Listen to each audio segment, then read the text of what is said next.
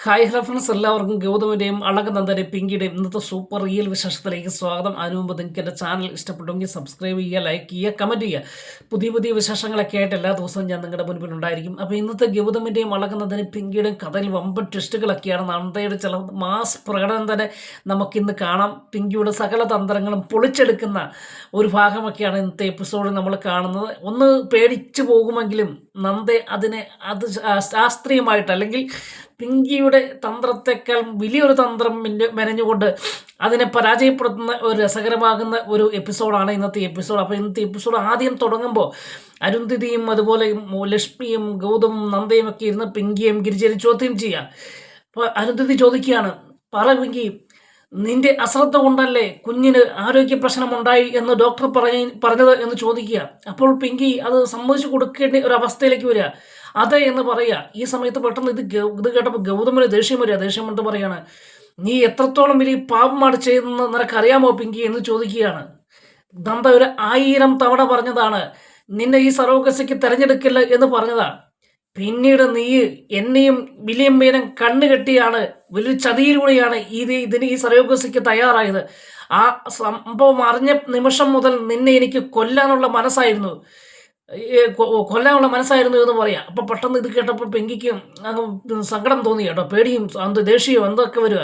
അപ്പൊ പെട്ടെന്ന് കൊല്ലുവാനുള്ള മനസ്സായിരുന്നു എന്ന് പറഞ്ഞപ്പം പിങ്കി പറയും, എന്നാ കൊല്ലു ഗൗതം, അങ്ങനെയെങ്കിലും എന്നെ കൊന്ന് ഞാൻ നിന്ന് തരാം, അപ്പോൾ നിങ്ങൾക്കൊക്കെ സമാധാനമാകുമല്ലോ എന്ന് പറയാം. അപ്പോൾ പെട്ടെന്ന് ഗൗതം അവിടെ കൊണ്ട് ആ വാക്ക് അവിടെ അവസാനിപ്പിക്കുക. ഈ സമയത്ത് പെട്ടെന്ന് നന്ദയ്ക്ക് മനസ്സിലായി ഇത് പിങ്കിയുടെ ഒരു ആയുധമാണ് എന്ന് മനസ്സിലായി. അന്നേരം നന്ദ പറയുകയാണ്, നീ കൂടുതൽ നാടക ഡയലോഗൊന്നും പറഞ്ഞ് നീ ഞങ്ങളുടെ കണ്ണ് കെട്ടുവാൻ ശ്രമിക്കേണ്ട കേട്ടോ പിങ്കി എന്ന് പറയാം. ഈ സമയത്ത് നിന്റെ സ്വഭാവം അറിയാവുന്നത് കൊണ്ടാണ് ഞാൻ ഒരു എഗ്രിമെന്റ് നിന്നെ കൊണ്ട് ഒപ്പിടിയിച്ചത് എന്ന് പറയുകയാണ്. ഞങ്ങളുടെ കുഞ്ഞിനെന്തെങ്കിലും സംഭവിച്ചാൽ നിന്നെ ഞാൻ കാണിച്ചു തരാമടി എന്ന് പറഞ്ഞ് പിങ്കിയെ ഭീഷണിപ്പെടുത്തുന്ന നന്ദയുടെ ഒരു തകർപ്പം പ്രകടനങ്ങളൊക്കെ കേട്ടോ. അങ്ങനെ വളരെ സങ്കടവും ദേഷ്യവും ഒക്കെ അടക്കി പിടിച്ചുകൊണ്ട് ഗൗതമും നന്ദയും സംസാരിക്കുമ്പോഴും നന്ദയുടെ മനസ്സിൽ നിന്ന് ആ ദേഷ്യം പ്രകടമായി വെളിയിലേക്ക് വരികയും നമ്മുടെ പിങ്കിനെ ഭീഷണിപ്പെടുത്തുകയും ചെയ്യുക. അപ്പോൾ പിങ്കി ചെയ്ത തെറ്റത്രത്തോളം ഗുരുതരമാണ് എന്ന് തെളിയിക്കുന്ന ഒരു ഭാഗമാണോ. എന്തായാലും ഇത് നമ്മുടെ അരുന്ധതിക്കും അതുപോലെ ലക്ഷ്മിക്കൊക്കെ സന്തോഷമായി. നന്ദയുടെ ആ തിരിച്ചടി, പിങ്കിയെ ആ ഭീഷണിപ്പെടുത്തിയതും ഇതൊക്കെ നമ്മുടെ എഗ്രിമെന്റ് കാര്യങ്ങളൊക്കെ ഓർപ്പിച്ചത് അവർക്കൊരു സന്തോഷമായി പെട്ടെന്ന്. എന്നാൽ ഈ സമയത്ത് പെട്ടെന്ന് ഗിരിജ അതിൻ്റെ അകത്ത് ഇടപെടുക. ഗിരിജ പറയും, ഇത് എന്തൊരു ഏർപ്പാടാ, ഗർഭിണിയായ ഒരു പെണ്ണിനെ ഇവൾ അങ്ങ് കിടന്ന് ഭീഷണിപ്പെടുത്തുകയാണല്ലോ, നീയാണ് ഇതിനെല്ലാം കാരണം, നീയാണ് ഇവളുടെ പുറകെ നടന്ന് ശല്യം ചെയ്ത് മനസമാധാനം കളഞ്ഞ് നിന്റെ കുഞ്ഞിൻ്റെ ഇവളുടെ പിങ്കിയുടെ വയറ്റിലുള്ള കുഞ്ഞിൻ്റെ ആരോഗ്യനില ഗുരുതരമാക്കിയത് എന്ന് പറഞ്ഞ് നന്ദയുടെ മേൽ കുറ്റം ആരോപിക്കുന്ന ഒരു ഭാഗമാണ്. ഈ സമയത്ത് പെട്ടെന്ന് നന്ദ പറയുന്നുണ്ട്, അങ്ങനെയൊന്നും പറഞ്ഞാൽ നടക്കില്ല എന്ന് പറഞ്ഞ് ചിറ്റയുമായിട്ട് വാക്കുതർക്കത്തിൽ ഏർപ്പെടുകയും അങ്ങനെ ഒരു കാര്യം ചെയ്യാം. ഗിരിജയുടെ ലാസ്റ്റ് പ്രയോഗം അല്ലെങ്കിൽ ഒരു തന്ത്രപ്രധാനമായ ഒരു നീക്കമാണ് പിന്നീട് കാണുന്നത് കേട്ടോ. ഗിരിജ പറയുകയാണ്, ഞാൻ എന്തായാലും ഇവിടുന്ന് പോവുകയാണ്. ഇതിനിടയ്ക്ക് നമ്മുടെ അരുന്ധതിൻ്റെ അകത്ത് ഇടപെടുന്നുണ്ട് കേട്ടോ. ഇവർ വാക്കുതർക്കത്തിനിടയ്ക്ക് ഈ വാക്കുതർക്കത്തിനിടയ്ക്ക് ഒരു അരുന്ധതി ഇടപെട്ട് പറയുകയാണ്, നന്ദ പറഞ്ഞത് ന്യായമാണ് എന്ന് പറയുകയാണ്. ഇന്ത്യപുരത്തിൻ്റെ അവകാശിയെ ആരോഗ്യത്തോടു കൂടി പ്രസവിച്ചു തരാമെന്ന് എന്നെ പറഞ്ഞ് പറ്റിച്ചാണ് പിങ്കി ഈ വാടകഗർഭം ഏറ്റെടുത്തത് എന്ന് കുറ്റപ്പെടുത്തി അരുന്ധതിയും സംസാരിക്കുമ്പോൾ പെട്ടെന്ന് ദേഷ്യം കലിയടക്കുവാൻ കഴിയാതെ ഗിരിജ പറയാണ്, എന്നിട്ടിപ്പോൾ എന്താണ് പറ്റിയത്? കുഞ്ഞ് കിളിർത്തതല്ലേ, അവളുടെ വെയിറ്റ് കുഞ്ഞ് കിളിർത്തതല്ലേ ഉള്ളൂ, നിങ്ങളുടെ പറച്ചിലൊക്കെ കേട്ട് കഴിഞ്ഞാൽ ചാവള്ളയാണ് ഉണ്ടായത് എന്ന് തോന്നുമല്ലോ എന്നൊരു കടുംപെട്ട് വാക്ക്, അല്ലെങ്കിൽ ആർക്കും കേൾക്കുവാൻ ആരും ആഗ്രഹിക്കാത്ത ചില വാക്കുകൾ ഗിരിജ അവിടെ പറയുവട്ടെ. ഈ സമയത്ത് പെട്ടെന്ന് ഏട്ടത്തേക്കും അതുപോലെ ലക്ഷ്മിക്കും നന്ദയ്ക്കും ഗൗതമനൊക്കെ ദേഷ്യമോ പെട്ടെന്ന് ഭയമൊക്കെ ഉണ്ടാവുകയാണ്. അവരുടെ വാക്ക് അത്രത്തോളം ഒരു സ്ത്രീ ഒരിക്കലും പ്രതീക്ഷിക്കാത്തൊരു വാക്കുകളാണ്.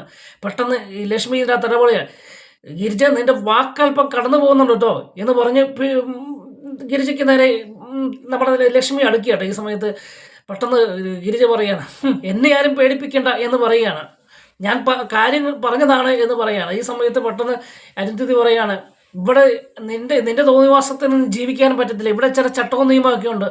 അതിൻ പ്രകാരമേ ഇവിടെ ജീവിക്കാൻ പറ്റത്തുള്ളൂ എന്ന് നമ്മുടെ ഈ അരുന്ധതി ഗിരിജയെ ഓർമ്മപ്പെടുത്തുമ്പോൾ ഗിരിജ പറയും, അതിനാരിവിടെ താമസിക്കുന്നു? ഇവിടുത്തെ പരിപാടി ഞാൻ നടത്തുക. ഞാൻ രാവിലെ ഇവിടുന്ന് എൻ്റെ വഴിക്ക് പോകും. ഞാൻ മാത്രമല്ല, പിങ്കിക്ക് ഇവിടെ പിങ്കിയുടെ ജീവിതത്തെയും കൂടെ എനിക്ക് നോക്കേണ്ട കാര്യമാണ്. അതുകൊണ്ട് ഞാൻ പിങ്കിയെ കൊണ്ടാണ് കോയമ്പത്തൂർക്ക് പോകാൻ പോകുന്നത് എന്ന് പറയും. അപ്പം എല്ലാവരും ഞെട്ടിപ്പോകുന്നൊരു ഭാഗമാട്ടോ. ഞാൻ മാത്രമല്ല, പിങ്കിയെയും കൂടെ രാവിലെ കൊണ്ടുപോകുമെന്ന് പറയും. അത് പിങ്കിക്ക് പോലും ഒരു ഞെട്ടലുണ്ടാക്കുകയാണ്. എന്നാൽ അവിടെ നിന്ന് രക്ഷപ്പെടുവാനുള്ള ഈ ഗിരിജയുടെ തന്ത്രപ്രധാനമായൊരു നീക്കമായിരുന്നു എന്നാണ് നമുക്ക് പിന്നീട് കാണാൻ കഴിയുന്നത്. അങ്ങനെ പെട്ടെന്ന് ഇത് കേട്ടപ്പോഴത്തേക്കും നന്ദയും അരുന്ധതിയും ഗൗതവും ആ ലക്ഷ്മിയൊക്കെ ഞടുങ്ങിപ്പോയി. എന്നിട്ട് പറയാണ്, ഞാൻ രാവിലെ പോകും എന്തായാലും. അപ്പം പെട്ടെന്ന് നമ്മുടെ ഏട്ടത്തി പറയുകയാണ്, അതൊന്നും നടക്കില്ല എന്ന് പറയുകയാണ്. അതിനാർക്ക് വേണം നിങ്ങളുടെ സമ്മതം? ഞാൻ പോകുമ്പോൾ പിങ്കിയുമായിട്ട് പോകത്തുള്ളൂ. ഞാൻ രാവിലെ പോകും. അപ്പം എന്നോടൊപ്പം പിങ്കിയും ഉണ്ടായിരിക്കുമെന്ന് ഒരു കടുംമുട്ട് അല്ലെങ്കിൽ ഉറച്ച തീരുമാനം പറയുന്നതൊക്കെയാണ് ഇന്നത്തെ എപ്പിസോഡിൻ്റെ ആദ്യ ഭാഗത്ത് കാണുന്നത് കേട്ടോ. അതിനുശേഷം കാണുന്നത് പിങ്കിയും അതുപോലെ ഗിരിജയും കൂടെ റൂമിൽ നിന്ന് സംസാരിക്കുന്ന ഒരു ഭാഗം കേട്ടോ. പിങ്കിക്ക് ദേഷ്യമോ സങ്കടമൊക്കെ വരിക. കാരണം പെട്ടെന്ന് ഗിരിജോട് ചോദിക്കുക, നിങ്ങൾ ചിറ്റി എന്താണ് ഈ പറഞ്ഞത്? എന്താണ് നമ്മൾ കോയമ്പത്തൂർ പോകുന്ന കാര്യം പറഞ്ഞത് എന്തിനാണ്? എൻ്റെ കാര്യം തീരുമാനിക്കുമ്പോൾ എന്നോടെങ്കിലും ഒന്ന് ചോദിക്കണ്ടായിരുന്നു എന്ന് പെട്ടെന്ന് ഗിരിജോട് ചോദിക്കുക. അപ്പോൾ ഗിരിജ പറയുകയാണ്, നിന്നെ എല്ലാവരും കൂടി വലിച്ചു കീറാൻ ശ്രമിക്കുമ്പോൾ ഞാൻ മിണ്ടാതിരിക്കണോ എന്ന് ചോദിക്കുകയാണ്. ഇപ്പോൾ എന്തായാലും ആ ഒറ്റ ഭാഗത്തോടു കൂടി കടിച്ചു കീറാൻ നിന്ന സിംഹത്തെ പോലെ നിന്നവരെല്ലാം പത്തി താഴ്ത്തിയില്ലേ? അതിൻ്റെ ഒരു തന്ത്രമാണ് എന്ന് പറയുകയാണ്. എന്ത് തന്ത്രം എന്ന് ചോദിക്കുക. ഇടി നിന്റെ നിന്റെ വയറ്റിൽ കുഞ്ഞുള്ളത് കൊണ്ട് തന്നെ നീ എപ്പോഴും ഇവിടെ ഉണ്ടായിരിക്കണമെന്ന് ഗൗതമും നന്ദയും ഒക്കെ ആഗ്രഹിക്കും. അതുകൊണ്ട് നമ്മൾ പോവുകയാണ് എന്ന് പറയുമ്പോൾ ഗൗതമും നന്ദയും ഇവിടെ വന്ന് നിന്റെ ഏത് വ്യവസ്ഥകളും പാലിക്കുവാൻ തയ്യാറാണ്. നമ്മളെങ്ങും പോകുന്നില്ല, നമ്മൾ പറഞ്ഞതേ ഉള്ളൂ. ആ സമയത്ത് രക്ഷപ്പെടുവാൻ വേണ്ടി പറഞ്ഞതാ. എന്തായാലും അവർ തലക്കിട്ട് കിട്ടിയ ഒരു അടിപൊളിയായി. അതുകൊണ്ട് നീ നോക്കൂ, അവരിവിടെ വന്ന് നിന്റെ കാല് പിടിക്കും. ആ സമയത്ത് നീ കുറച്ച് വ്യവസ്ഥകൾ അങ്ങോട്ട് വെക്കണം. അതെന്തായിരിക്കുമെന്ന് നിനക്ക് അറിയാമല്ലോ എന്ന് ചോദിക്കുക. അപ്പോൾ പെട്ടെന്ന് പിങ്കി പറയാം, അത് ഐഡിയ കൊള്ളാലോ, നിങ്ങളൊരു ചാണക്യ ബുദ്ധിക്കാരിയാട്ടോ എന്ന് പറയുക. എന്തായാലും നീ കുറച്ച് ഡയലോഗ് അല്ലെങ്കിൽ കുറച്ച് കാര്യങ്ങൾ പഠിച്ചു വെച്ചോളാൻ പറയാൻ കുറച്ച് വ്യവസ്ഥകൾ അതൊക്കെ ഞാൻ പഠിച്ചു വെച്ചോളാം. ഒന്നാമത്തെ കാര്യം, നന്ദ ഇവിടെ കാണല്ലേ എന്നുള്ളതായിരിക്കണം എന്നൊക്കെ പറഞ്ഞ് പിന്നീട് മനക്കോട്ട കിട്ടുന്ന പിങ്കിനെയാണ് കാണുന്നത്. എന്തായാലും ഗൗതമും നന്ദയും പിങ്കിയുടെ അടുക്കൽ വരും, ക്ഷമ പറയും, പോകില്ലെന്ന് പറയും, കാല് പിടിക്കും. അങ്ങനെ ഒരു പ്രതീക്ഷയിലിരിക്കുന്ന ഒരു ഭാഗമൊക്കെയാണ് കാണുന്നത്. അതിനുശേഷം കാണുന്നത് ഇങ്ങനെ ഗൗതം ഇങ്ങനെ രാത്രി കേട്ടോ, സന്ധ്യ സമയത്ത് രാത്രി ചിന്തിച്ചിരിക്കുക. ഈ സമയത്ത് ഗൗതമിൻ്റെ അടുക്കിരിക്കുന്ന പിങ്കി നന്ദ എന്നിട്ട് പറയുകയാണ്, ആകെ വിഷയമായല്ലോ, എന്ത് ചെയ്യും ഇപ്പോൾ എന്ന് പറയാം. അപ്പോൾ പെട്ടെന്ന് ഗൗതം പറയാണ്, പട വിളിച്ച് പന്തളെത്തിയെന്നപ്പോൾ പന്തം കൊളുത്തിപ്പടയെന്ന് പറഞ്ഞ പോലെയാണ്. ഇപ്പം അവൾ ഇവിടുന്ന് പോയി കഴിഞ്ഞാൽ അത് അതിലും വലിയ പ്രശ്നമാകും. നമ്മുടെ കുഞ്ഞിനെ അവൾ ഒരു കാരണവശാലും സൂക്ഷിക്കത്തില്ല. കാരണം അവൾ അങ്ങനെയാണ്, അവളുടെ സ്വഭാവം അങ്ങനെയാണ് എന്നൊക്കെ പറഞ്ഞ് ഗൗതമും നന്ദയും കാര്യങ്ങൾ ഷെയർ ചെയ്യുന്നൊരു ഭാഗമാണ്. ഈ സമയത്ത് പെട്ടെന്ന് എന്തായാലും ഞാൻ ചെന്ന് അവളെ പറയാം, കാര്യങ്ങൾ കാല് പിടിക്കാമെന്ന് പറയുക ഗൗതം. അപ്പം നന്ദ പറയാം, വേണ്ട, സാറ് പോയി അവൾക്ക് നാണം കിടണ്ട. കാരണം അവരുടെ കൂടെയുള്ള ഗിരിജ, ആ സ്ത്രീ ഒരു വിഷക്കോലാണ്, അവരുടെ മുൻപിൽ ഗൗതം സാർ താഴ്ന്നു കൊടുക്കണ്ട എന്നൊക്കെ പറഞ്ഞ് ഗൗതമിനെ ആശ്വസിപ്പിക്കുകയും, അല്ലാതെ ഒരു രക്ഷയില്ല തൻ്റെ, അല്ലെങ്കിൽ പോയില്ലെങ്കിൽ ഞാൻ ചെന്ന് അവളോട് സംസാരിച്ചില്ലെങ്കിൽ അവർ പോകും, അത് നമുക്ക് ഒരിക്കലും താങ്ങാൻ പറ്റില്ല എന്ന് പറയാം. അപ്പോൾ നന്ദ പറയാം, ഇല്ല, അവരെങ്ങും പോകാൻ നമ്മളൊട്ട് സമ്മതിക്കത്തുമില്ല എന്ന് പറയാം. അപ്പം ഗൗതം പറയുന്നുണ്ട്, അവർ അടിയുറച്ച് തീരുമാനം അവർ ഉറപ്പുള്ള തീരുമാനമാണ് എന്നാണ് തോന്നുന്നത് എന്നൊക്കെ പറഞ്ഞ് ഗൗതമിന് വലിയ വേവലാതി നന്ദയോട് പറയാം. വേണ്ട, സാറ് പോകണ്ട, ഞാൻ പൊക്കോളാം, ഞാൻ പോയി സംസാരിച്ചോളാം എന്ന് പറയാം. അപ്പോൾ ഗൗതം പറയുന്നുണ്ട്, നീ പോയി കഴിഞ്ഞാൽ നിന്നെ കാണുന്ന പോലും ദേഷ്യമാണ്, നിന്നെ അവൾ ഒരുപാട് നാണം കെടുത്തും, നിന്നെ അവർ പുച്ഛിക്കും, അതുകൊണ്ട് നീ പോകണ്ടെന്ന് പറയാം. ഇല്ല സാർ, ഞാൻ പോകുന്നില്ല, സാറ് പോകുന്നുണ്ട, ഞാൻ പൊക്കോളാം, ഞാൻ പോയി കാര്യങ്ങൾ സംസാരിച്ചു, അവർ എന്ത് വേണമെങ്കിലും പറഞ്ഞോട്ടെ എന്ന് പറയാണ്. അപ്പോൾ പെട്ടെന്ന് ഗൗതം പറയുന്നുണ്ട്, നീ പോയിട്ട് എന്ത് ചെയ്യാനാണ് എന്ന് പറയാ. അതൊക്കെ ഞാൻ ചെയ്തോളാം, കാര്യങ്ങൾ ഓപ്പറേറ്റ് ചെയ്തോളാം എന്ന് പറയാം. എന്തായാലും പിങ്കിയും ഗിരിജയും നാളെ ഇവിടുന്ന് പോകില്ല, കോയമ്പത്തൂർ പോകില്ല എന്ന് പറയാം. അതിനെന്താ, നീ എന്ത് ചെയ്യാനാണ് നിൻ്റെ പ്ലാൻ എന്ന് പറയാം. അതൊക്കെ ഉണ്ട് എന്ന് പറഞ്ഞ് ഗൗതമിനോട് സസ്പെൻസ് ആക്കി വെച്ചിട്ട് പിങ്കിയെ കാണാൻ പോകുന്ന ഒരു ഭാഗമൊക്കെയാണ് കാണുന്നത്. ഇതിന് ശേഷം കാണുന്നത് പെട്ടെന്ന് വലിയ കുറച്ച് സമയമായിട്ട് ഇവർ പ്ലാൻ ചെയ്തിട്ടും ഗിരിജയ്ക്കും പിങ്കിക്കും ഒരു റെസ്പോൺസ് കിട്ടുന്നില്ല. അല്ലെങ്കിൽ ഈ ഗൗതമും നന്ദയും തങ്ങളുടെ മുറിയിൽ വന്ന് മാപ്പ് പറയാനോ അല്ലെങ്കിൽ പോകല്ലെന്ന് പറയാനോ ആരെയും കാണാത്തത് കൊണ്ട് വലിയ വിഷമത്തിലിരിക്കുക. പെട്ടെന്ന് പിങ്കി ചോദിക്കുക, ചിറ്റേ അവർ വരുമോ? ഇതുവരെയായിട്ട് വന്നില്ലല്ലോ. നമ്മൾ പറയുകയും ചെയ്തു, ഞങ്ങൾ പോകുമെന്ന് പറയുകയും ചെയ്തു, ഇത് വന്നില്ലെങ്കിൽ ആകെ കുളമാകുമല്ലോ എന്ന് പറയാം.